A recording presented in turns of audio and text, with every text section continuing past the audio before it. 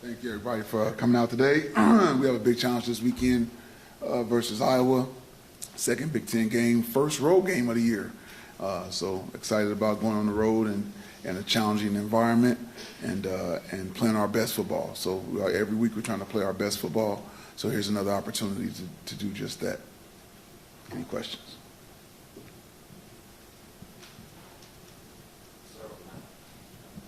I was wondering, is there anything you take away from, you guys saw Cade McNamara 2 years ago here, so I know completely different teams and all that, but just from having faced him before, is there any carryover? Not. Well, the offenses are different. You can just watch how he throws the ball and those type of things, but it's the talent around him is different guys. It's just different people. So other than watching his mechanics of throwing and all that, not a whole lot to get out of that, if I'm honest with you. So that's the feeling on that. Yeah, good player. We just saw you at 7 o'clock Saturday, but what have you learned about that game and your team in the last 41 hours? So we talked about today, Jack, about the penalties. So went from 11 to 6, okay? So we showed those. Then we talked about the missed opportunities. We had some missed opportunities to make plays, offense, defense, and special teams. Then the last thing, ending positively, we said things we can build on. So things that we did well and we can build on, and that's what we watched today. So we're close. We're very, very close. And I told them after practice today, I really like this team. They just keep moving forward. They were energized today at practice. They were running, guys, not talking about,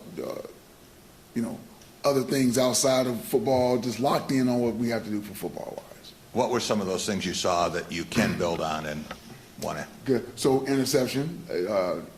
Angelo Gross got an interception. That's something to build on, and that's 2 interceptions in a row. Just thinking positively. The week before, Jaden Mangum had an interception.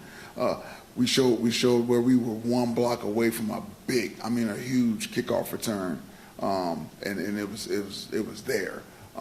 Building on the pass Jerron Glover caught from Noah down the middle, that was an explosive play. They can build on that. He put it on target a lot of times, and we were making plays. So those type of things like that. We had a punt that had great hang time, and we had great coverage. He had the fair catch. So you can build on those type of things. And so our guys see it. We're right there. We're sowing. We keep sowing seeds. It's time for us to reap. We're going to reap here soon. Hey, Harlan. Excuse me. I have a 2-part question, so bear with me for a second. You talked about after the game, the conversation with the team about being all in and what they said. We were just with JD, and he talked about that. I want to take you back in time a little bit to your '87 team that happened to be, at this time in the season, you guys were 2-2 after a win over Iowa. So do you have any memory of what that experience was like right around that time when you're on the cusp? And secondly, JD talked about how these guys want to really win a game for you, and what does that mean too? Oh, so first of all, playing up at Iowa in '87, the first thing that comes to my mind thinking about that, I remember us talking about, it was a noon game. It's crazy, I remember all this, a noon game. Because we talked about how the sun came up over the stadium at noon, right around noon. So when the punt happened, we wanted to get the ball to punt it a certain way. I remember all of that, and it could get in the guy's eyes and fumble. So y'all check me on this. We punted the ball to them the direction we wanted at the time it was, and he fumbled, he muffed the ball, and we got the ball. Check me on that. Check me on that. I remember that very vividly. So that's what I remember about going up to Iowa to play my very first time up there playing. Really, really great place to play, great venue. As far as JD saying win for me, I want us to win for Spartan Nation. We all win for each other, and that's, I appreciate it, but it's not about me, and it never will be. It's not about me. It's about us, and that's how it always will be. Mm-hmm. Harlan, you've had home cooking here for 4 straight weeks. Can a road trip, especially under the circumstances, galvanize a team at all?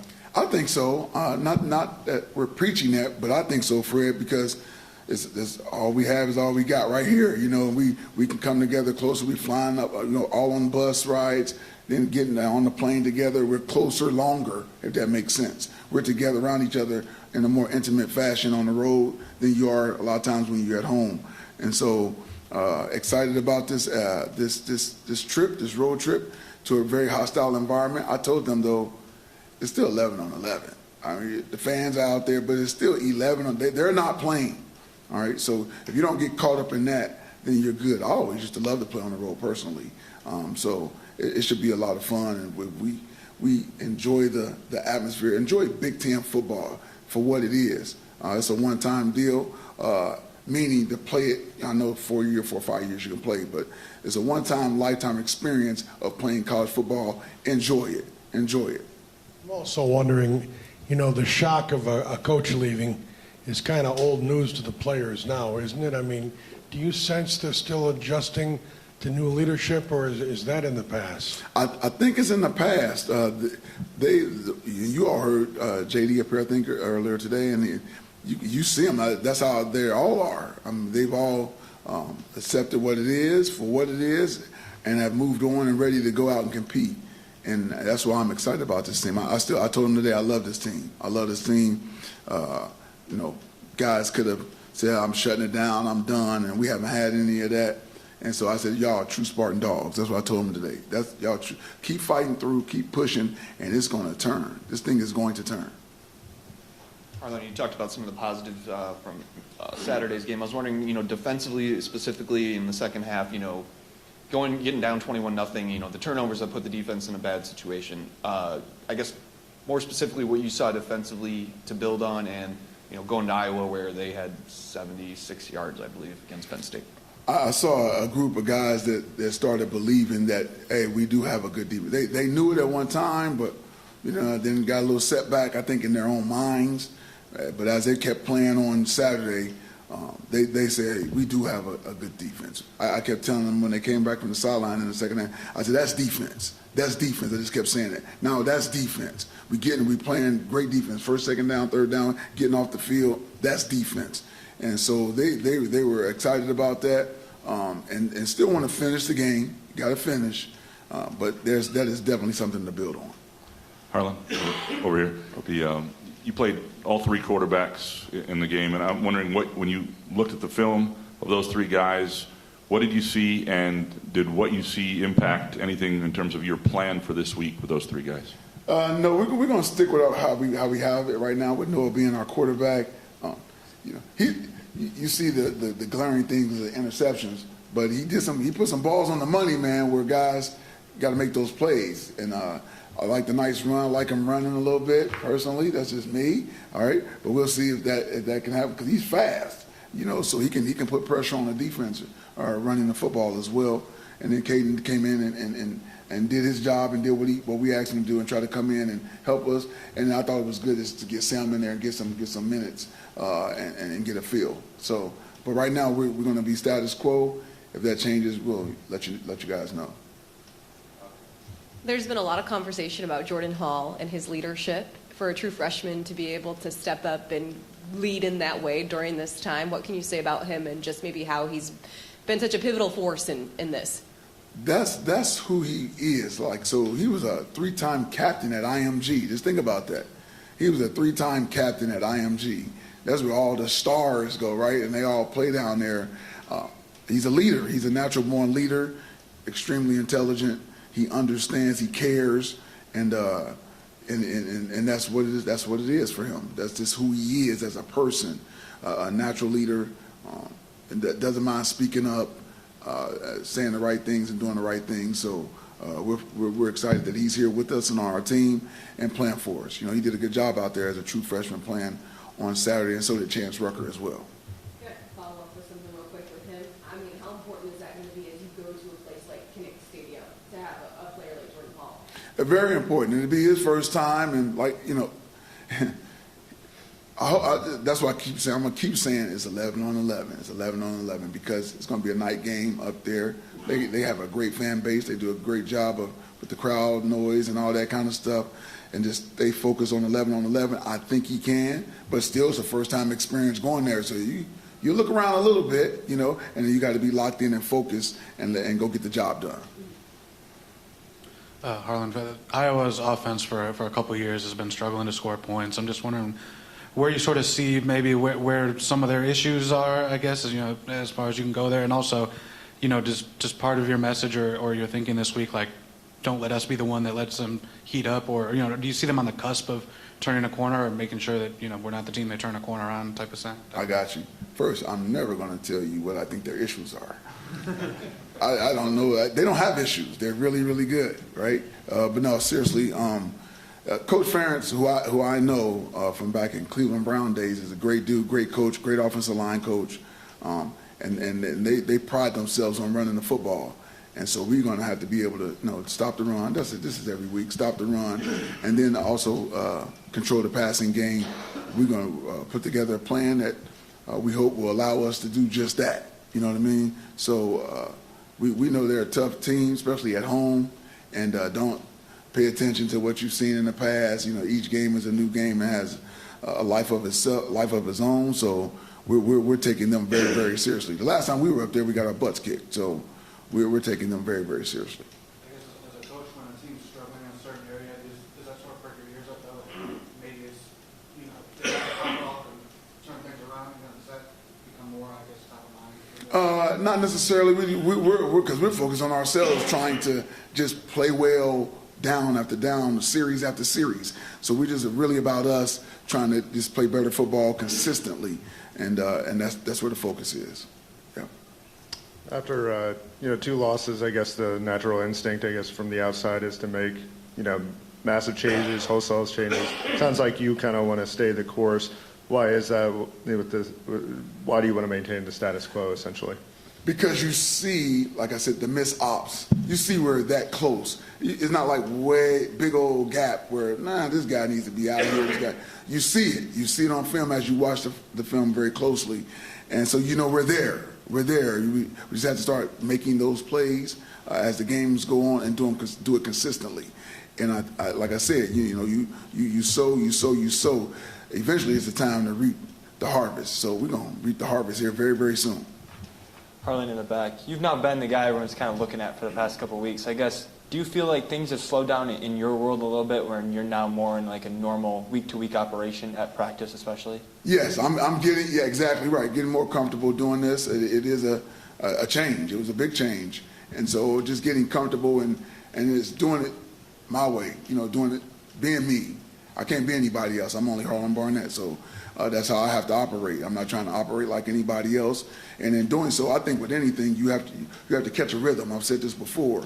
And just like, you back there doing the camera, whatever, you have to catch a rhythm how to do this. And, you catch that. Once you catch that rhythm of it, then you know how to flow with it, and everything goes smooth from there, in my opinion.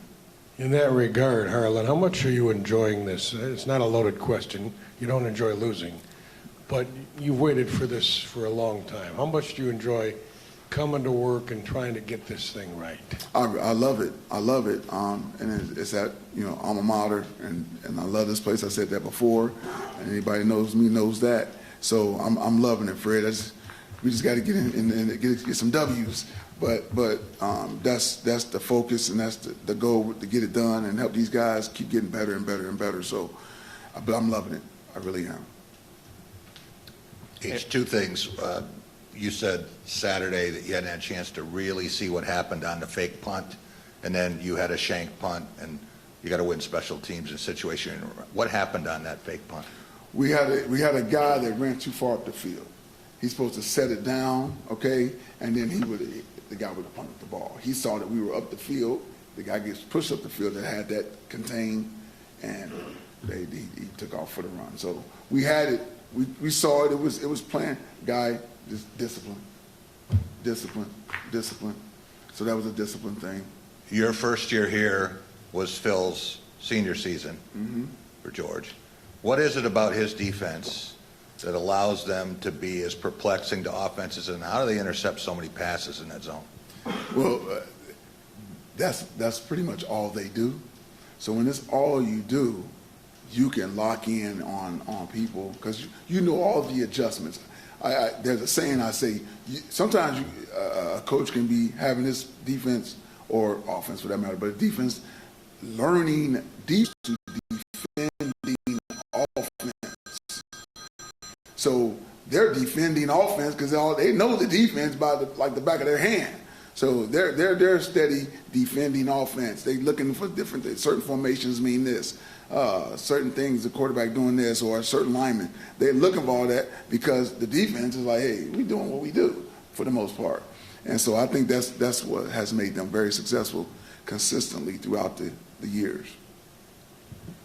I was wondering if you think, if you anticipate getting any guys back and being healthier this Saturday, whether it's Chuck or Chris or Jacoby or your two backup running backs or your other Mangum who was injured on Saturday. Any of those guys you anticipate?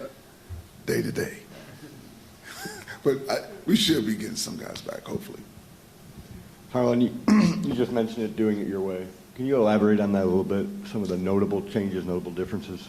Notable changes and differences. Well, just being who I am when I said that initially about doing it my way.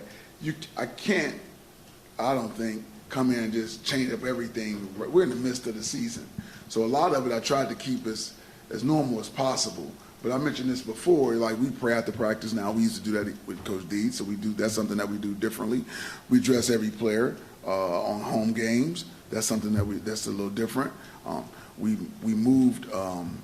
So this past Friday, we moved chapel to Saturday mornings as opposed to Friday nights, and we used to do it on Saturdays of the game before. So I like that. But I also installed what we call team bonding on Friday